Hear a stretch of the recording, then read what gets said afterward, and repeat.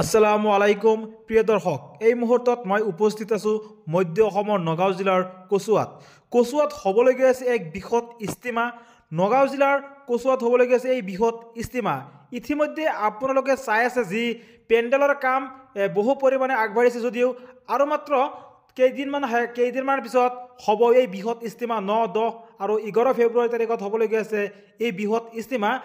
প্ৰত্যক্ষ কৰিছে যে এনেধৰণে কামবোৰ কৰি আছে আমি অনুৰোধ ৰাখিম এই ভিডিঅ'টো শ্বেয়াৰ কৰিবলৈ আৰু এইখন ইস্তিমাৰ কাম বহু পৰিমাণে এতিয়াও বাকী আছে আমি ইছলাম ধৰ্মৰ প্ৰত্যেকজন ব্যক্তিসকলক মোৰ বন্ধুবৰ্গসকলক অনুৰোধ কৰিম যে আপোনালোকে যদি ভাবিছে যে ধৰ্মৰ নামত অলপ সময় দিওঁ বুলি বা সওৱাবৰ ভাগ্য হ'ব বুলি তেন্তে এতিয়াও আপুনি ৰৈ নাথাকিব আৰু কেইদিনমান পিছতে হ'ব ইস্তিমা আপোনালোকে যদি ভাবি আছে যে এই ইস্তিমাৰ কাম কৰিম বুলি তেন্তে এতিয়া আহি আপোনাৰ বন্ধুবৰ্গলৈ আহি যোগদান কৰক আৰু কাম কৰি আপোনাৰ সওৱাবৰ ভাগ্য হওক কিয়নো বহু পৰিমাণে কাম এতিয়া বাকী আছে আমাৰ দুখৰ বিষয় যে আৰু ইতিমধ্যে যি পেণ্ডেলৰ চাই আছে যে প্ৰথম অৱস্থাত যেনেদৰে মানুহে একেলগত আহি কাম কৰিছিলে আৰু এই পূৰ্বে প্ৰত্যেকজন বন্ধু ইছলাম প্ৰেমিক ৰাইজক সহায় সহযোগিতাৰ একান্তভাৱে কামনা কৰা হ'ল যি দৃশ্য মই দেখুৱাই আছোঁ আৰু 9, 10, 11 ফেব্ৰুৱাৰীত হ'বলগীয়া আছে 9খন জিলাকে সামৰি নগাঁও মৰিগাঁও আৰু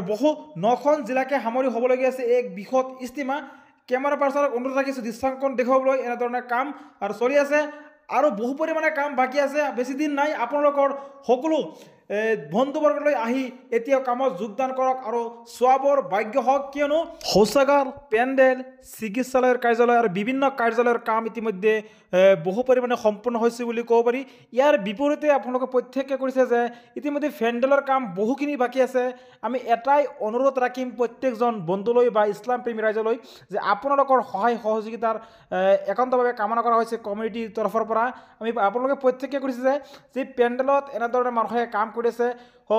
মানুহৰ শ্ৰম দান কৰিছে এইখন ইস্তিমাত আৰু কেইদিনমান পিছতে হ'বলগীয়া আছে এই বৃহৎ ইস্তিমা আৰু ইতিমধ্যে চাই আছে যি দৃশ্যাংকন আৰু বহু পৰিমাণে কাম ইতিমধ্যে বাকী আছে আৰু প্ৰত্যেকটো কামেৰে হাত চুই গৈছে যদিও ইয়াৰ বিপৰীতে বহু কাম বাকী আছে আপোনালোকৰ সহায় সহযোগিতাৰ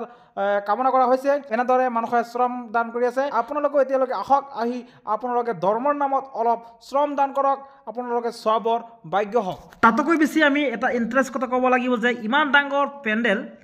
ডাঙৰ পেণ্ডেল কোনো ধৰণৰ ইঞ্জিনিয়াৰ নোহোৱাকৈ সম্পূৰ্ণভাৱে ৰাইজৰ সহায় সহযোগিতাৰ ফলত এই পেণ্ডেল নিৰ্মিত হৈছে কোনো ধৰণৰ ইঞ্জিনিয়াৰ বা বেলেগ কোনো ধৰণৰ টেকনিচিয়ান অনা নাই যে এইখন পেণ্ডেল নিৰ্মাণৰ কাৰ্যৰ বাবে আমি কচুৱাবাসী গৌৰৱান্বিত কৰিব লাগিব যে 2019 বৰ্ষত ছেম এইখন ফিল্ডতে এইখন পথাৰতে হৈছিলে বৃহৎ ইস্তিমা ইয়াৰ বিপৰীতে এইবাৰ 2025 বৰ্ষৰ ফেব্ৰুৱাৰী মাহত 9, 10 আৰু 11 ফেব্ৰুৱাৰী তাৰিখে হ'বলগীয়া আছে এই এক বৃহৎ ইস্তিমা নগাঁও জিলাৰ কচুৱাত আমি অনুৰোধ ৰাখিম প্ৰত্যেকজন ইছলাম প্ৰেমী ৰাইজে এইখন ইস্তিমাত সহায় সহযোগিতা কৰি বা শ্ৰম দান কৰিব বুলি